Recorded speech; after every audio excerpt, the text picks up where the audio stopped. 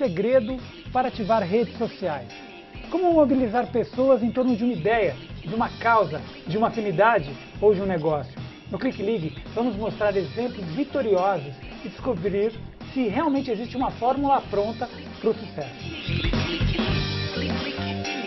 Para começar a montar nossa rede, as nossas primeiras convidadas são a Cláudia Schultz, que é a gestora regional da Casa do Eixo em Porto Alegre, e a Cecília Lima, editora-chefe do site Closet Online. Quem também nos acompanha por Skype é a Fernanda Musardo, especialista em redes sociais e coordenadora do Encontro de Tuiteiros Culturais de Curitiba. Gente, obrigado por terem vindo ao programa, obrigado, Fernanda, por estar aí com a gente no Skype. Eu queria começar com a Cláudia, contar um pouco o que é a Casa Fora do Eixo. Então, a Casa Fora do Eixo, na verdade, ela é a gente considera ela hoje na rede como um hub mesmo, como um campus da Universidade Livre Fora do Eixo, entendendo que o processo da rede ele é prolongado, né? Faz 6 anos que a rede Fora do Eixo, o circuito Fora do Eixo, como a gente chamava até o ano passado, ele se desenvolveu. No final do ano passado, a gente começou a trabalhar e compreender que a gente estava muito mais com um movimento do que como apenas um circuito. Então, a gente começou a trabalhar nessas duas perspectivas. A Casa Fora do Eixo, dentro desses 6 anos, ela é um processo que a gente chama do 2.0 dentro da rede, entendendo que aqui no caso em São Paulo, a gente tem uma Casa Fora do Eixo localizada no Cambuci, que foi a primeira ação da rede nesse sentido, onde a gente tem uma equipe com dedicação exclusiva, e dentro dela a gente trabalha os simulacros, os 6 principais dutos da rede. Que são? A gente tem 4 simulacros, entendendo que o termo simulacro... Não, o que é um simulacro? Então, entendendo que o termo simulacro é aquilo que a gente não se sentiu contemplado dentro do sistema vigente. Então, tipo, a gente não se sente contemplado com o banco, ou seja, com a sustentabilidade, com esse banco comum, Banco do Brasil, Caixa Econômica, as formas como o capital se dá. Entendendo que, então, dentro desse banco a gente tem o desenvolvimento de tecnologias sociais e pautados pela economia solidária e por uma moeda complementar. Não quer dizer que a gente abandone totalmente a moeda física, né, os reais, mas a gente desenvolve uma moeda complementar que faz com que a gente tenha um fluxo de caixa muito mais intenso, trabalhando com a lógica não de um acúmulo, e sim de um fluxo.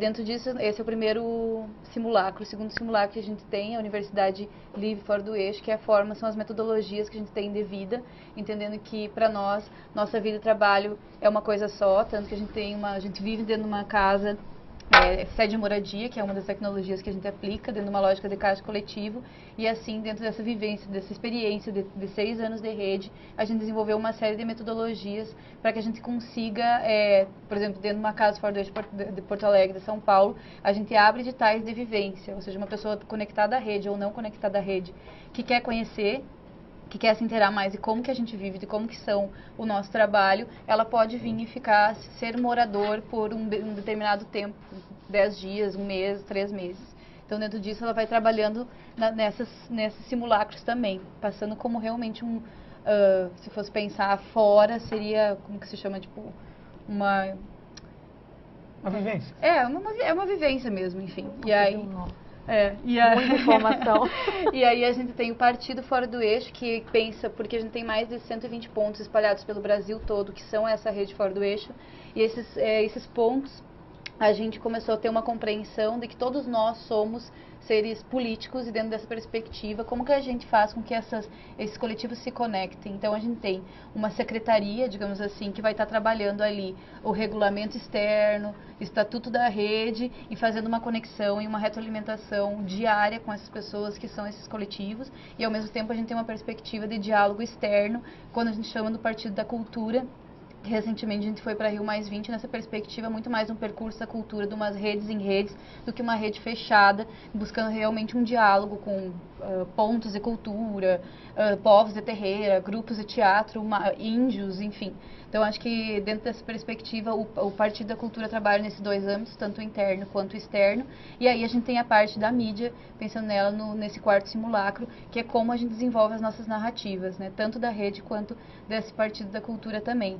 E essas narrativas realmente é pensar como que a gente se comunica e como a gente usa as ferramentas de maneira tática para realmente comunicar o que a rede faz e como que a gente quer desenvolver nossos projetos e também avançar enquanto cultura no Brasil. E aí a gente tem algumas linguagens que vêm sendo desenvolvidas, né? A primeira linguagem no Fora do Eixo que foi desenvolvida foi a música, né? Que foi por meio dessa linguagem, por meio desse duto que a gente conseguiu desenvolver essa plataforma de 100 e poucos coletivos conectados, chegar até aqui, na verdade, desenvolver mais de 5, porque a gente tem, dentro das regiões do Brasil, a gente dividiu ela em 7, compreendendo que São Paulo e Minas Gerais são estados muito grandes. Então, a gente a gente dividiu o Brasil em 7 regiões, e dentro dessas 7 regiões, 5 delas já têm casas fora do eixo. Bacana. Vamos trazer a Cecília para a conversa um pouco? A Cecília trabalha com moda. Eu trabalho... Moda e comportamento, né? Moda e comportamento. E tem um site chamado Closet Online. Foi o que me trouxe para a era digital. Foi o que me colocou no mundo virtual. Foi meu primeiro carro para estar nesse mundo virtual e fazer várias ações. Hoje o site é só uma parcela do que a gente faz, falando de mídia social, internet, comportamento, que é mais ou menos, você trabalha com ações offline e online, né? Uhum. Todas integradas, e a gente acredita muito nisso na moda também. Que está aqui o teu site, né? Aí é o site, o Closet, que é um portal de informações de moda, que tem várias coisas agregadas nela. Então, se a gente...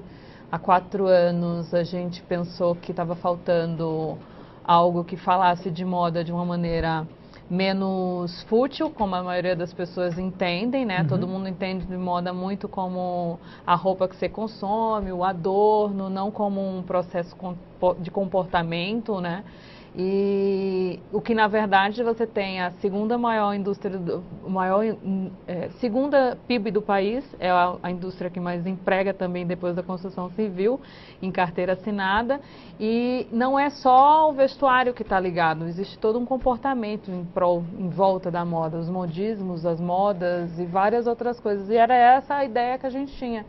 Um lugar onde se falasse jornalisticamente da coisa, com mais propriedade, e um espaço onde as pessoas conseguissem discutir melhor a questão moda, não moda como a primeira fila do desfile ou o que a celebridade usa, mas moda de um âmbito geral. Até porque hoje a gente já tem 140 faculdades de moda no país, né? São 140 instituições que oferecem só o curso de moda, tirando pós-graduação, mestrado, cursos livres. Então foi o primeiro foco. Quando eu cheguei na rede, tive que me especializar no assunto, porque eu só sabia passar e-mail, né? E fui aprender sobre. Hoje, depois com a experiência, eu aprendi a trabalhar na rede, trabalhar em rede e fazer conexões e ver que o mundo que eu estava trabalhando, a moda em geral, ela estava muito separada, segregada. Esse é o polo calçadista, esse é o pessoal de beleza, esse é o pessoal de vestuário, esse é o pessoal de acessório, e ninguém se comunicava. E eu via existe uma grande oportunidade de pessoas para fazer esses hiperlinks, como eu digo, esses elos partidos. E o Closet acabou sendo isso, porque a gente conseguia linkar. No armário cabe tudo, né? No armário cabe tudo. E é curioso na Casa do Eixo que tem uma questão de troca de roupas também, não tem? A gente tem um armário coletivo, todas as casas têm.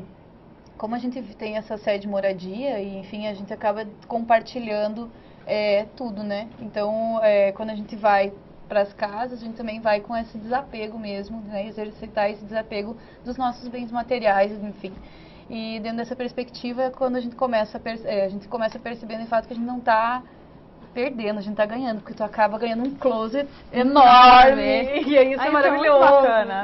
A calça que eu tô aqui não era minha, entendeu? O tênis que eu tô aqui também não é meu, então a gente vai, na verdade, recombinando, e todo dia tá de cara nova. São mais de... Isso é super sustentável também, extremamente, né? extremamente. E hoje o que a gente fala muito na moda é essa coisa da sustentabilidade, da consciência de consumo que as pessoas não têm. Com certeza. Isso é muito bacana. Isso, inclusive, é pauta para mim, tá? Olha aí. Tá ótimo. Deixa eu chamar a Fernanda Musardo, que está aqui com a gente via Skype. Ela é especialista em redes sociais e inovação digital e coordena o projeto que é o Encontro de Tuiteiros Culturais do Brasil. Tudo bem, Fernanda? Tudo bom, tudo ótimo. Peraí, deixa eu te chamar de novo que deu uma derretida aqui no sinal. Peraí, deixa eu te chamar de novo, ela já volta, tá voltando. E, opa, ela está aqui de volta já? Peraí, voltou. Tudo bem, Fernanda? Está nos ouvindo? Tudo ótimo. Estou ouvindo claramente. Tá, você já conhecia a Casa Fora do Eixo e o Closet Online? Já conhecia. Já conhecia ambos. Aqui em Curitiba também já teve uma movimentação do pessoal Fora do Eixo. Então, já venho acompanhando as atividades do pessoal há bastante tempo. Bacana. E como é que foi a criação desse encontro dos tuiteiros culturais? Como é que surgiu isso? Bom, a criação do encontro de tuiteiros, o ETC, deu-se da seguinte forma. Nós já conversávamos muito na rede, no Twitter principalmente, em meados de 2009, e tínhamos a necessidade de encontrar pessoalmente aqueles avatares que a gente já se relacionava tanto pela web diariamente. Então, a ideia justamente foi essa, encontrar essas pessoas que nós tínhamos interesses em comum, debatíamos sobre o mesmo assunto ali no Twitter mesmo, encontrar pessoalmente essas pessoas. O primeiro encontro foi Curitiba, São Paulo e Rio de Janeiro, simultaneamente falando sobre o mesmo assunto. E aí, realmente, eu tenho interesse em conversar com as pessoas que moram em Curitiba, São Paulo também, e por que não nos encontrarmos no espaço público da cidade para conversarmos os assuntos que estavam rolando na internet, estavam rolando no Twitter. E o cultural, justamente para que não houvesse nenhum preconceito com relação ao encontro de tuiteiros, em 2009, ouvi falar em Twitter, as pessoas achavam algo muito estranho. E para não soar nada muito de garotada, enfim, nada muito amador, a gente colocou o culturais. Assim a gente ganhava mais credibilidade. Bacana. A ideia justamente era encontrar as pessoas que a gente já conversava diariamente. Peraí, já vou te chamar aqui. Você vai voltar no segundo e no terceiro bloco, mas eu queria retomar um assunto aqui com vocês, essa questão dos temas, né? Que a moda, ela faz parte da indústria, mas ela também envolve vários itens. Então, por exemplo, no caso, você acabou de voltar do Rio +20. Eu queria saber no teu site, como é que se vocês tratam, se é possível tratar num site de moda, coisas de comportamento como, por exemplo, o direito da mulher, aborto, essas questões que foram consumo, anorexia, bulimia, questões que fazem parte dessa coisa opressiva, né, da indústria de consumo. Existe. Como é que você vê essa questão? Então, inclusive no Rio +20 também teve um foco na indústria da beleza e da indústria da moda. Também teve uma parte onde foi cogitadas todas essas partes onde se falava de comportamento, onde a moda, e a gente teve alguns representantes lá também. Hoje, muita gente não sabe, mas a moda já faz parte do calendário cultural do Brasil. O Ministério da Cultura hoje já destina verba também para projetos vinculados à moda. E toda essa parte de sustentabilidade de comportamento é contemplada com certeza. A anorexia é uma das coisas que se fala muito, por exemplo. Existem leis onde regulamentam que o nível de IMC das modelos, elas não podem desfilar se elas forem magras demais. No Brasil é exigido. Existem cotas para afrodescendentes na São Paulo Fashion Week, para você ter noção. Então, todas essas partes de ativismos também são contempladas pela indústria da moda como pauta, como argumentação. Isso entra no meu site. Entra como discussão também? Não? Vocês têm uma área de discussão A gente não tem fórum, mas a gente tem comentários abertos. Então, as pessoas podem falar o que elas quiserem. Isso é uma coisa forte na Casa Fora de vocês estimulam esse tipo de discussão, né? Sim, até puxando esse gancho mesmo, assim, a gente tem uma frente no Fora do Eixo, né, que a gente chama de femininas, que são as mulheres que trabalham na rede, né, porque a rede, no início, ela era uma rede muito masculina. Então, hoje, a gente tem um projeto que se chama Pós-TV, que também são, enfim, pequenos programas transmitidos pela internet, que qualquer coletivo pode fazer, e a gente fez 2 que se destacam muito. Que foi o Amor Livre, a gente conversar sobre Amor Livre, que também é uma tag que está sendo muito colocada hoje em dia e também dentro da rede, como que a gente vê o amor livre, e também a questão do aborto. Então foram teve mais de 1000 acessos durante a transmissão, que é um programa de 2 horas. Bacana. A gente vai continuar esse papo nos próximos blocos, a gente vai ter que fazer um intervalinho, não é comercial, é um intervalinho institucional. E você, tem alguma dica para criar e manter uma rede forte e colaborativa? Manda a sua opinião aqui pelo nosso Facebook, que é /RedeTVT, ou pelo Twitter, que é @RedeTVT. A gente vai fazer um pequeno intervalo e a gente volta já já.